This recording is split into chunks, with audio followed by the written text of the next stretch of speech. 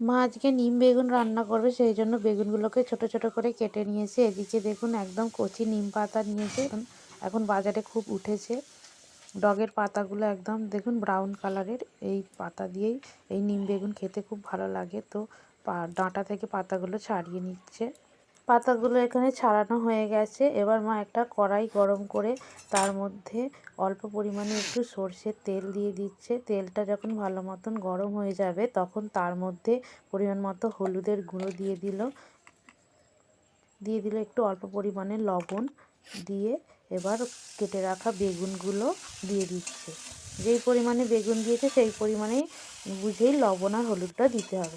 দিয়ে বেগুনটা এখন মা ভালো করে ভেজে নিচ্ছে। বেগুনটাও ভীষণ কচি আর নরমই নিতে হবে। খুব বেশি পাকা বেগুন দিয়ে কিন্তু এই নিম বেগুনটা খেতে ভালো লাগবে না।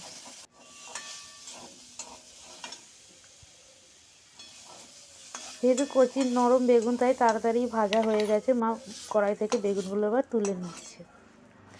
তো কড়াই থেকে বেগুনগুলো তুলে নেওয়ার পর কড়াইটা ধুয়ে একটু ভালো করে মুছে পরিষ্কার করে নেওয়ার পর সেই কড়াইয়ের মধ্যেই দুটো শুকনো লঙ্কা মাঝখান থেকে কেটে দিয়ে দিল একটু পরিমাণ মতো সর্ষের তেল দিয়ে লঙ্কাটা ভালো করে ভেজে নেওয়ার পর কচি নিম পাতা যেগুলো ছাড়িয়ে রেখেছিল সেগুলো দিয়ে ভালো করে ভেজে নিচ্ছে।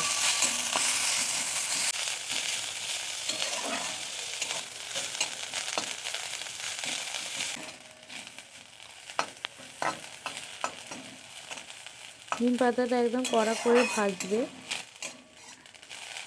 নিম পাতাটা দেখুন ভালো করে ভাজা হয়ে গেছে, কালারটাও চেঞ্জ হয়ে গেছে। মা এবার ভেজে রাখা বেগুনগুলো দিয়ে দিচ্ছে, দিয়ে আবার খুব ভালো করে সব কিছু ভেজে নেবে। যারা আমার চ্যানেলের ভিউয়ার্স আছেন তাদের উদ্দেশ্যে বলছি, আপনারা যদি আমার ভিডিওগুলো পছন্দ করে থাকেন অবশ্যই আমার চ্যানেলটি সাবস্ক্রাইব করে আমার পাশে থাকবেন এবং নতুন কী ধরনের রান্না আপনারা চাইছেন দেখতে সেটা কমেন্ট করে জানাবেন। যারা নিম বেগুন একবারও বাড়িতে বানিয়ে খাননি তারা একবার বানিয়ে দেখতে পারেন। আশা করি এটি আপনাদের খেতে ভালো লাগবে। প্রথম পাতে গরম ভাতের সাথে খেতে খুবই ভালো লাগে। তো বাড়িতে একবার অবশ্যই ট্রাই করে দেখবেন। নিম বেগুন রান্নাটি কমপ্লিট হয়ে গেছে। রেসিপিটি আপনাদের কেমন লাগলো অবশ্যই কমেন্ট করে জানাবেন। ভিডিওটি যদি ভালো লাগে আমার চ্যানেলটি সাবস্ক্রাইব করে আমার পাশে থাকবেন। ধন্যবাদ।